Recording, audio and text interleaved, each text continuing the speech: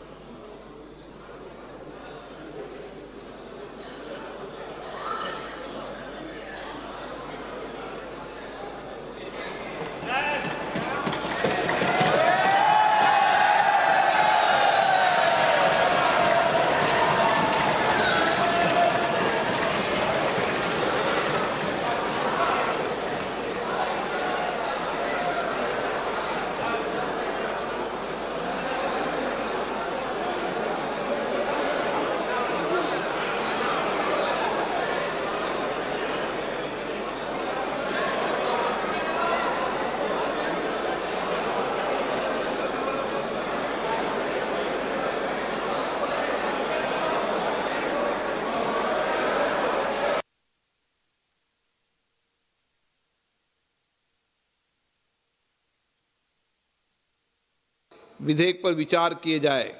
शुद्धि के अध्ययन मत विभाजन इस प्रकार है। हाँ 298 298, ना 230 230। प्रस्ताव संविधान के अनुच्छेद 368 के उपबंधों के अनुसार सभा की कुल सदस्य संख्या के बहुमत द्वारा तथा सभा के उपस्थित और मत देने वाले सदस्यों के कम से कम 2/3 बहुमत द्वारा पारित नहीं हुआ। अब इस संविधान संशोधन पर विधेयक पर आगे की कार्रवाई करना संभव नहीं है। अतः संघ राज्य क्षेत्र विधि संशोधन विधेयक 2026 तथा परिसीमन विधेयक 2026 के संबंध में आगे की कार्रवाई पर निर्णय लेना है। माननीय संसदीय कार्य मंत्री जी। Honorable Speaker sir, besides the Constitution 131st Amendment Bill, we have two other bills, namely the Union Territories Laws Amendment Bill 26 and the Delimitation Bill 2026, which are intrinsically interrelated with the Constitution 131st Bill. So it cannot be viewed from the isolation. इस दृष्टि से माननीय सभापति महोदय, जो नतीजा आया है, ये इतना ऐतिहासिक और महत्वपूर्ण बिल पर देश का महिलाओं को अब सम्मान अधिकार देने का जो बिल है, उसको विपक्ष ने साथ नहीं दिया।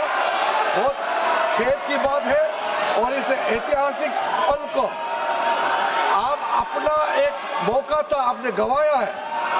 आदरणीय नरेंद्र मोदी जी के नेतृत्व में महिलाओं को जो सम्मान देने का, अधिकार देने का हमारा अभियान जारी रहेगा और हम अधिकार दे के ही रहेंगे आगे।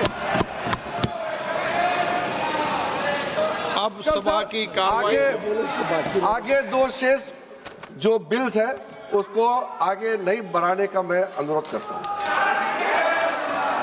सभा की कार्रवाई कल दिनांक 18 अप्रैल 2026 को प्रातः 11 बजे तक के लिए स्थगित की जाती है।